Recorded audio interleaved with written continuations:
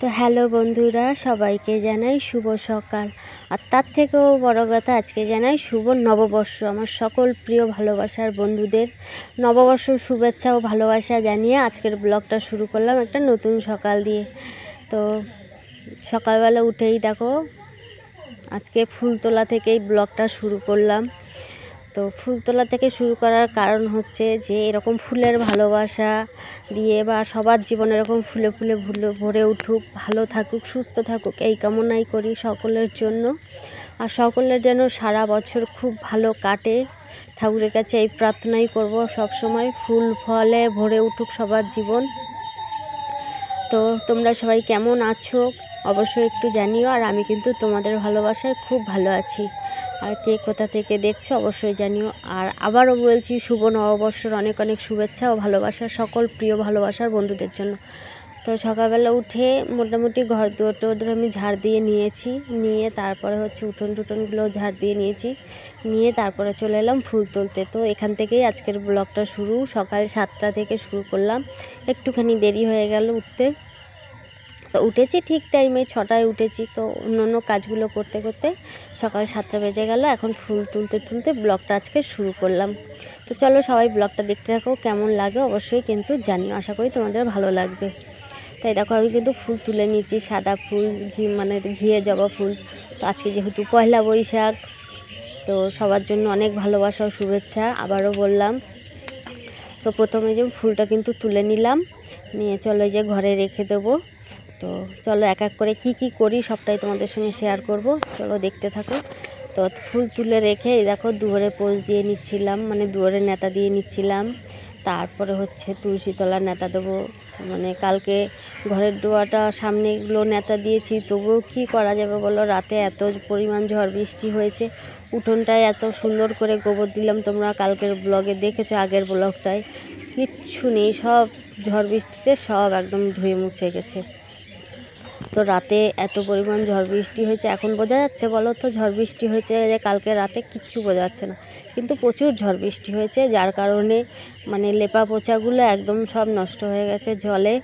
তো তারপরে যে সকালবেলা আমি আবার সেই দুয়ারে পোজ দিয়ে তুলসী তলার নেতা দিয়ে আবার এই যে ডোয়াগুলো আবার নেতা দিয়ে নিচ্ছি একটু, যেহেতু আজকে হচ্ছে পয়লা বৈশাখের দিন, বাড়িতে লোকজন টুকটাক আসতেই থাকবে বা সবাই সবার বাড়িতে ঘোরাফেরা করে।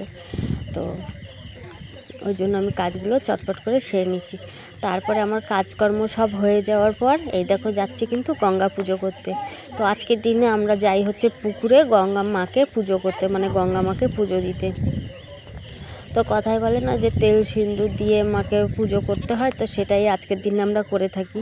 তো তোমরা কি করো অবশ্যই কমেন্ট করে জানিও। তো ওই জন্য এই যে চলে যাচ্ছি হচ্ছে পুকুরে। তো আমি, আমার বড় যা আর আমার ছোট বোন, এই যে 3জনে মিলে যাচ্ছিলাম। তো বড় যা পিছনে রয়েছে আর আমি আর আমার ছোট বোন দেখো সামনে সামনে যাচ্ছি পুকুরে। তো চলো কীভাবে গঙ্গা পুজো টুজো করি তোমাদেরকে সঙ্গে দেখাই বা তোমরা দেখো।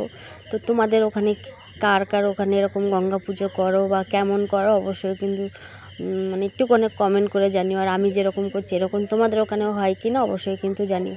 তো অনেকে কী করে বলো তো, পয়লা বৈশাখের আগের দিন দেয় আর অনেকে পয়লা বৈশাখের দিন দেয়। তো আমাদেরকে তো মানে আমাদের পয়লা বৈশাখের দিনই দিতে হয়। তো ওই জন্য সকালবেলা সব কাজকর্ম সেরে নিয়ে চলে এলাম আগে গঙ্গা পুজো করতে, যে একবারে স্নান করে গঙ্গা পুজো মাকে পুজো দিয়ে তারপরে হচ্ছে বাড়ি গিয়ে পুজো দেবো। তো একবারে স্নানটাও হয়ে যাবে আর মাকেও পুজো দেওয়া হয়ে যাবে। তো নিয়ম তো হচ্ছে আগে স্নান করে পুকুরে তারপরে হচ্ছে মাকে তেল সিন্দুর দিতে হয়। তো এই দেখো আমি কিন্তু স্নান করে নিয়েছি। আর এই দেখো আমার বড় যা আর ওই যে ছোটো বোন। তো আমার বড় জায়ের আগে হয়ে গেছে, তো বড় জায়টি উঠে যাচ্ছিলো। আর এই দেখো মানে প্রথমে কি করতে হয় বলো তো, প্রথমে কাস্তে দিয়ে জলটাকে কেটে নিতে হয়, যেমন হচ্ছে বিয়েতে জল ভরতে গেলে জল কেটে নিতে হয় ওরকম জলটাকে করে নিতে হয়, নিয়ে তারপর হচ্ছে তেল সিন্দুর, তারপর হচ্ছে পান সুপুরি ফুল, তারপরে হচ্ছে তোমার বাতাসা দক্ষিণা, এইগুলো সব দিয়ে তারপর হচ্ছে মাকে পুজো করতে হয়। ধূপকাঠি মোমবাতি সব রকমের দিয়ে একটা পুজো করতে যেরকম লাগে, তো সেরকমই মাকে এরকম পুজো করে নিচ্ছিলাম। তো তোমরা কি এরকম করো অবশ্যই কিন্তু কমেন্ট করে জানিও। তো তারপরে দেখো স্নান করে চলে এলাম বাড়িতে, মাকে পুজো, গঙ্গা মাকে পুজো দিয়ে চলে এলাম বাড়িতে। এসে ঘরের পুজো করে নিলাম। তারপর হচ্ছে এই দেখো তুলসীতলায়ও কিন্তু পুজো করে নিচ্ছি। আর আজকের ব্লগটা কিন্তু আমি এতটুকু নিয়ে রেখেছি তোমাদের জন্য।